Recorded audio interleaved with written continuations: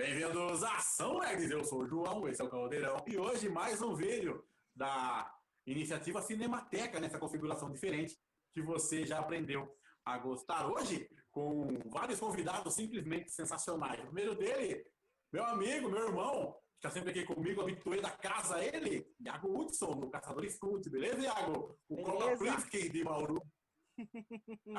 E hoje, dois convidados ilustríssimos. Eles são criadores do Spawn Brasil, o maior site sobre o Cidade do Inferno aqui no nosso país. Eu falo com eles, o Leandro e o André, beleza? Sejam bem-vindos. Valeu, muito obrigado pela recepção. Tá? Fico honrado aí por estar participando desse quadro com vocês. E a gente está aqui para poder conversar justamente sobre tudo relacionado ao Spawn que vocês quiserem saber. Saudações, soldados do Oitavo Círculo. Tudo bem com vocês? Aqui é o André Luiz, junto com o Léo Violador, no canal do Caldeirão Nerd, para falarmos sobre Spawn. Então é isso, a conversa super divertida sobre o Soldado do Inferno agora, no Caldeirão Nerd.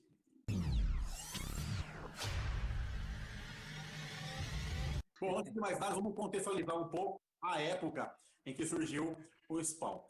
A Marvel, nos anos 90, ela fazia um tremendo sucesso em vendas e fala em quadrinhos. Ela era campeã absoluta de vendas de quadrinhos. Para ter uma ideia, X-Men, X-Force e Homem-Aranha eram os líderes absolutos de vendagem na época. Homem-Aranha vendeu mais de 2 milhões de exemplares. Logo depois, o X-Force vendeu 4 milhões. Olha ela aí. Logo depois, o X-Force vendeu 4 milhões e meio de exemplares. Por fim, 2 meses depois, chega a primeira X-Men, que vendeu inacreditáveis 8 milhões de exemplares. É claro que a Marvel tinha todo um esquema de vendagem na época. As revistas tinham capas múltiplas, para ter uma ideia. A Homem-Aranha número 1 teve 8 capas diferentes. Então isso ajudava bastante nas vendagens. Mas também tinha um fator que era muito importante.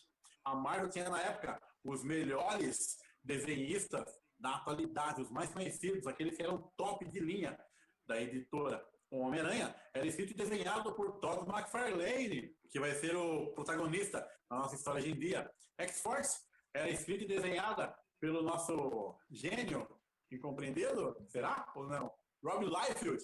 E os X-Men eram desenhados pelo mestre, para alguns e para outros não, Jim Lee. Logo depois, esses autores, juntamente com outros como Wilson Portátil, Jim Valentino, Eric Larsen e Mark Silvestre, que também faziam muito sucesso na HQ do Wolverine, saíram da Marvel, se uniram e formaram a própria editora, a Image Comics. O primeiro foi Rob Liefeld, que lançou o Young Blood, fez um tremendo sucesso, mas foi a segunda revista, o segundo personagem, que realmente explodiu. Ele vendeu mais de 1.700.000 cópias, se tornando o personagem independente mais vendido de todos os tempos. Eu falo todo McFarlane. Isso é o Spawn, o Soldado do Inferno. Ô, Leandro, quando o Spawn chegou no Brasil, você estava lá, você assistiu, você leu? Enfim, como é que você conheceu o Spawn? Fala pra gente. Então, vamos lá. Eu, na verdade, conheci o Spawn, como todo mundo fala no Brasil, ou Spawn, né, que seria o termo correto, bem antes de chegar no Brasil, tá? Eu fiquei sabendo através de um programa de TV que passava na época sobre quadrinhos que tinha sido criada uma nova editora na América, né, nos Estados Unidos, que foi a Image Comics, né? E como carro-chefe da nova editora, o Todd ele tinha criado um novo personagem como Spawn, sendo que no próprio programa falava assim, não havia previsões para que essa revista chegasse ao Brasil. Tá? Isso foi no ano de 1993, se não me engano, 93 para 94. E por conta disso eu fiquei muito curioso para saber que personagem que era esse que estava fazendo tanto sucesso nos Estados Unidos. Tá? Foi então que eu comecei a pesquisar um pouco mais sobre ele, até que eu fui numa convenção de quadrinhos aqui do Rio de Janeiro, e eu comecei a ter os primeiros contatos com o Spawn, com as revistas importadas. Só que na época eu não pude tê-las porque fica um pouco acima do meu orçamento, que é muito caro. Mas assim que a revista saiu no Brasil, a edição número 1 brasileira pela editora Abril, aí assim eu pude comprar e de lá para cá eu fui só acompanhando, né? E você, André? Conta pra mim como foi o início desse caso de amor com o personagem. Tudo começou na famigerada revistinha Herói. Já tinha aqui mostrando Spawn. E aí, quando eu folheei, eu olhei aqui na matéria falando sobre a Image, né? Aí você virava a página, tinha essa imagem aqui do Spawn. Eu fiquei, assim, de boca aberta. Eu falei, caraca, que personagens são esses? E a revistinha de 94. Então, casa com a notícia que o Léo falou lá na televisão, que ele assistiu entre 93 e 94. Porém, a revista já tinha sido lançada. E beleza. Aí eu vi aqui na revista Herói, fiquei com vontade, mas ela demorou para chegar, né? Chegou em 96 pela editora Abril, né? Isso. Como revista quinzenal. E só que eu não consegui pegar a número 1. A primeira revista que eu peguei do Spawn foi a número 23, que é dessa capa aqui. Então, essa edição aqui, no caso essa daqui é a americana, 24.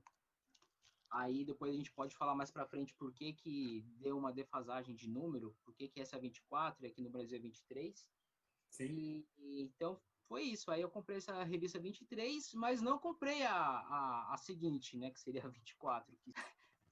Fui na banca só depois de muito tempo e aí que eu vi a edição número 30 e 31, que é quando ele tem a mudança do uniforme, e aí eu comecei a entender e comecei a comprar e colecionar. O Spawn, quando surgiu, ele também recebeu muitas críticas pelo roteiro, que o roteiro não era bem o forte da revista, segundo alguns críticos.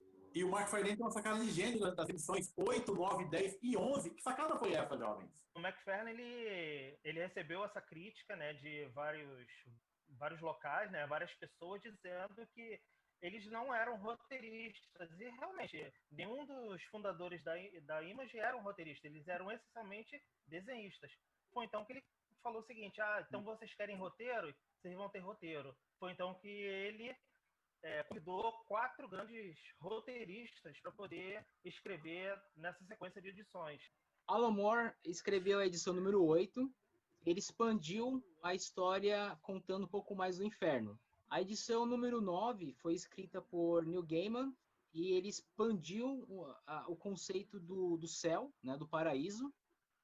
A edição número 10 é a edição do Dave Sim, e vamos dizer que ele expandiu um pedaço do inferno que a gente pode chamar de purgatório, vamos dizer assim, né? Porque é uma edição imaginária, uma edição que é meio que fora da cronologia, onde ele encontra o personagem Cérebros, né? Eu tenho uma edição aqui de Cérebros escrita pelo Dave Sim.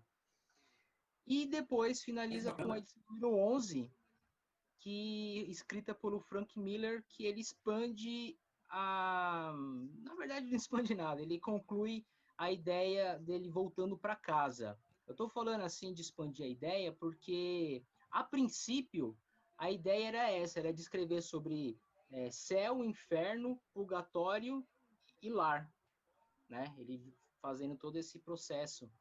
E só que no meio do caminho deu umas pequenas mudanças aí, e justamente a história do Dave Sim, ele, por ser diferente, ele não permitiu ser republicada fora dos Estados Unidos e ser incluído na cronologia do Spawn. E acho que o Léo ele vai falar mais alguma coisa aí, mas a gente pode deixar linkado aí em algum lugar. No site do Spawn Brasil a gente contou um pouco essa história. Dave Sim, ele não permitiu que essa edição, assim como também o seu personagem Cérebros, fosse publicado em outros países, porque ele não quer que seu personagem fale outra língua que não fosse o inglês. Outra teoria também foi porque o Todd talvez não tenha pago todos os direitos de copyright das vendas da edição 10 para o Dave Sim. Então, assim como aconteceu também com a Angela, onde Neil Gaiman teve que entrar na justiça, que é a história que acho que todo mundo conhece, aconteceu ali uma coisa com o Dave Sim. Só que recentemente os dois eles voltaram a se entender. Então, o Dave Sim, ele acabou permitindo que a edição 10 fosse republicada nos encadernados de Spawn. Então, esses encadernados mais recentes que têm saído nos Estados Unidos já estão sendo publicados com a edição número 10. Mas que bacana, eu não sabia que eles tinham voltado a conversar. Ganha a gente, né, os fãs. Eu nunca li essa história.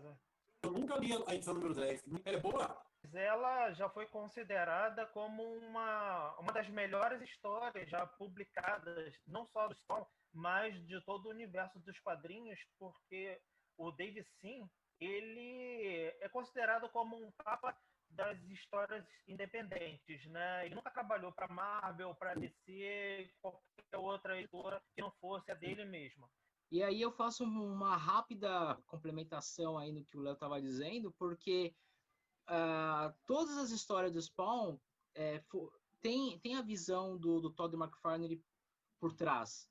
Por mais que Brian Hogan, Dave Heine e outros escritores entraram para escrever Spawn, mas sempre tem o plot básico do McFarlane, inclusive das edições em que o Alan Moore, o Neil Gaiman, o Dave Sim, todos eles escreveram. Então, gente, nossa, tô suando pra caramba, tá um calor aqui em Sorocaba de quase... Tô com minha água aqui.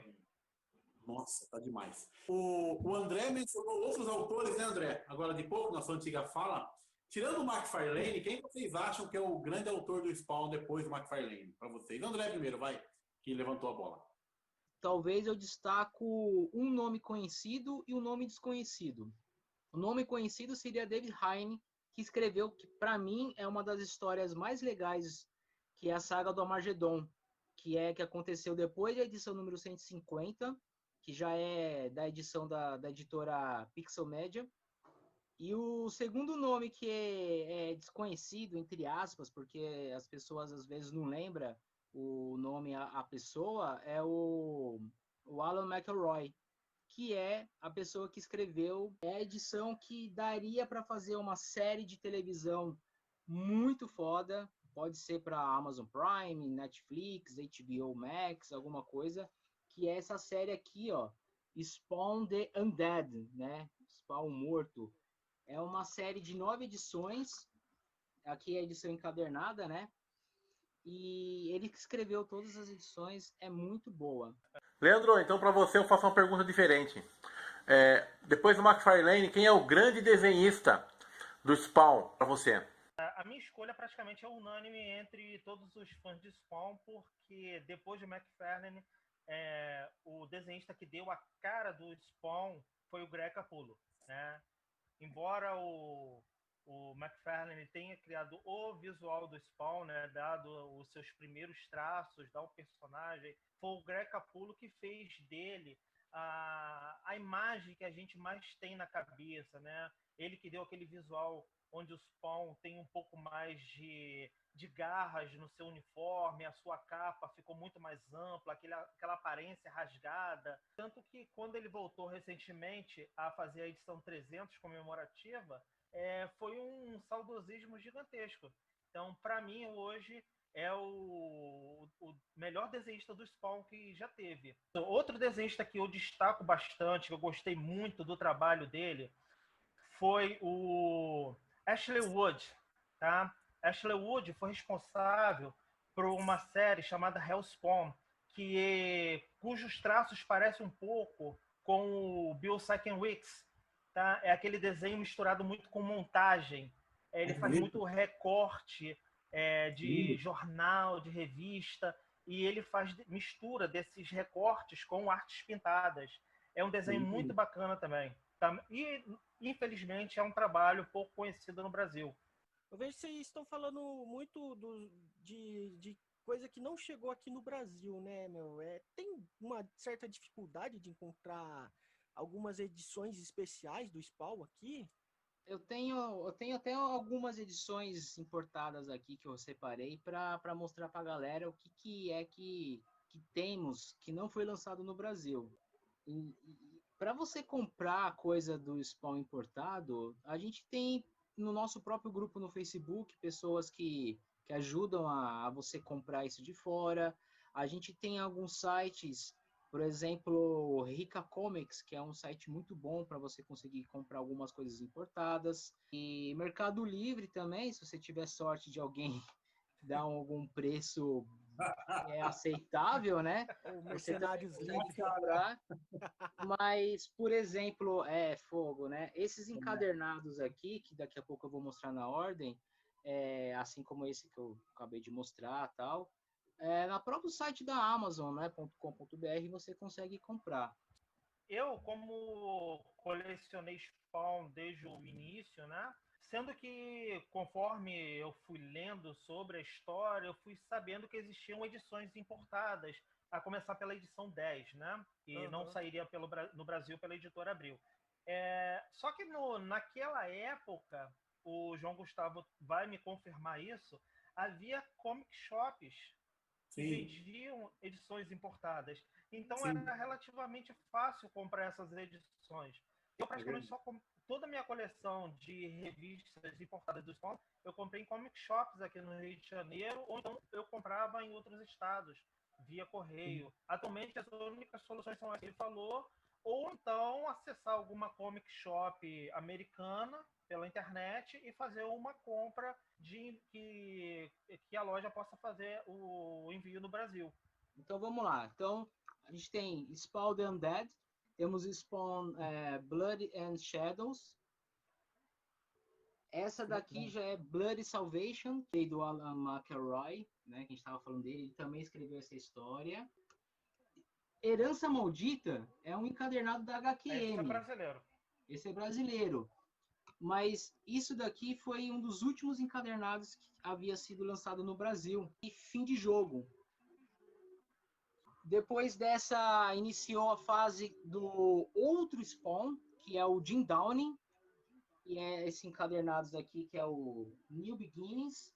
Ele é dividido em 2 encadernados, mas não está completa a fase do Jim Downing nesses encadernados. Aqui seria realmente os novos começos do Spawn, quando ele acaba, a gente não vai dar muito spoiler aqui, mas o Spawn ele se retira da história e aí entra o Jim Downing. E o Jim Downing, ele é um cara loiro que apareceu no Spawn número 2 e no Spawn número 3. Vocês que leram o começo de Spawn devem se lembrar que o Spawn ele se transformou num cara branco para poder visitar a Wanda lá atrás, né? O legal do McFarlane, de vez em quando, ele faz isso. Ele pega alguns conteúdos do passado, pequenas teorias que foram lançadas e acaba trazendo muito tempo depois. Porque na época, realmente, todo mundo perguntou, por que o Spawn se transformou num cara branco e loiro? A resposta veio anos depois, justamente nesse encadernado que o André mostrou, que é um desses encadernados que não saiu no Brasil. E aí, para concluir, então, nós temos Inimigo do Estado, e depois é o último encadernado que saiu nos Estados Unidos, que é Vingança. O Spawn saiu no Brasil por qual editora hoje, nesse exato momento? Hoje ela está sendo publicada pela editora New Order. Tá? É a editora que conseguiu o direito do Spawn recentemente e ela lançou como estreia esse encadernado aí, o Spawn Ressurreição. O Spawn, então, hoje ele não tem uma revista mensal no Brasil. Não tem. Não, e eu acho que nunca mais vai ter. Porque a revista mensal ela já tinha sido abolida no Brasil desde que Spawn foi publicado pela HQM, que foi o encadernado Herança Maldita. Nessa época, não havia mais essa pretensão de lançar a revista mensal, porque a venda de revistas sequenciadas no Brasil estava caindo bastante. Então, na época, decidiu-se colocar esse formato, né, que deu certo.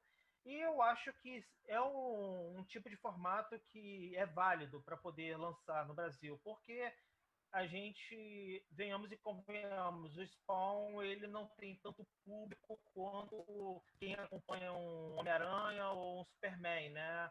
Mas vantajoso ela lançar um encadernado com um preço um pouco maior, vendendo um pouco menos, mas tendo um retorno maior.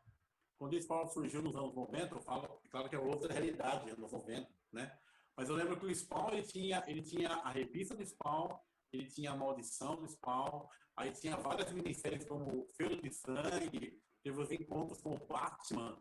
Assim, ele foi um dos personagens, acho que juntamente com o Justiceiro e o Wolverine e o Conan também, foi um dos personagens que mais tinha revista em banca nos anos 90, né?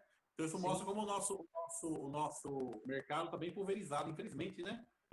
como você falou, eram outros tempos, né?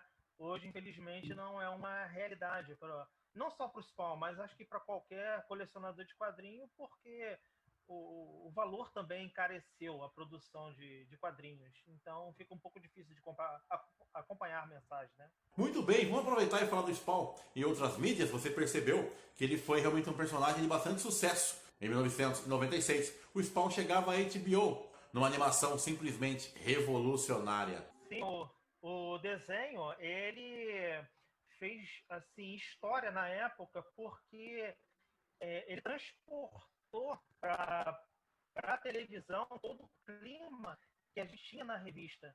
Porque o que fazia o diferencial do Spawn era ser um personagem extremamente violento, tinha muitos temas contemporâneos, havia cenas de sexo, etc.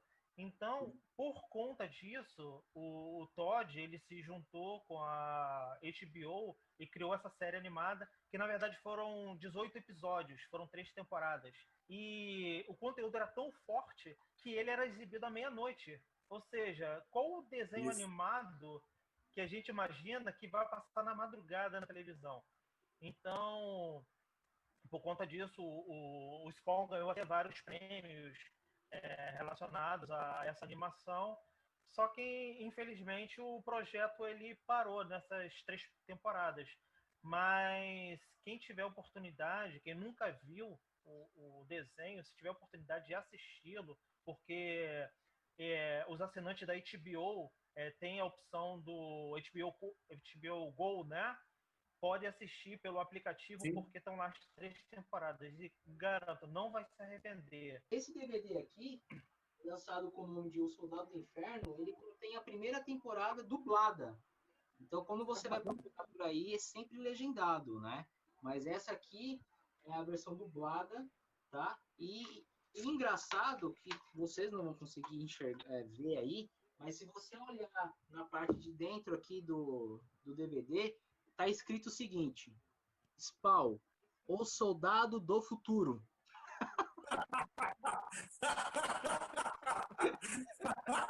Isso. E é original.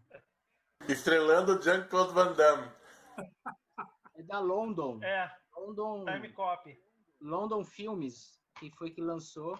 E aí o Spawn fez tanto sucesso que ele ficou às telas de cinema, não é? Em 97, nós tivemos um filme, um longa-metragem, um live action do Spawn, que chegou ao cinema. Eu estava lá, eu assisti em 97 esse filme. Fale um pouco sobre ele, vocês aí são fãs e veteranos do personagem. Além de eu ter ido na estreia, eu fui na estreia, eu tenho guardado até hoje o meu ticket do cinema. Tá lá guardado no porta-retrato, porque é raro.